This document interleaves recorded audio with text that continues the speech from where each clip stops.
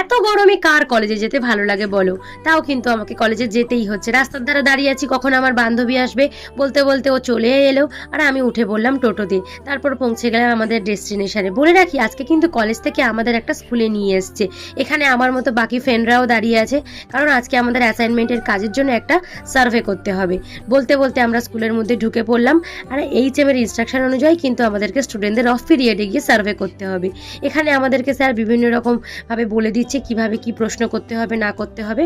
Suddenly আমাদের কিছু xerox করার প্রয়োজন পড়লো, তাই গরমের মধ্যে বেরিয়েও পড়লাম।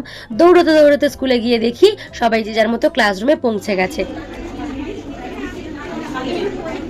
যে যার টপিক নিয়ে আলোচনা করে দিয়েছে। আর আমি এখানে ল্যাথকরের মতো ভিডিও বানিয়েই যাচ্ছি। তারপর নিজের জিনিসপত্র গুছিয়ে নিয়ে চলে গেলাম আমি আমার কাজ করতে। তারপর বাচ্চাদের কাছ থেকে আমি কিছু ডিটেলস নিয়ে নিলাম আমার টপিক অনুযায়ী। আর এই যে আমার ফ্রেন্ডরা, টাটা, দেখা হচ্ছে নেক্সট একটা মিনি ব্লগ।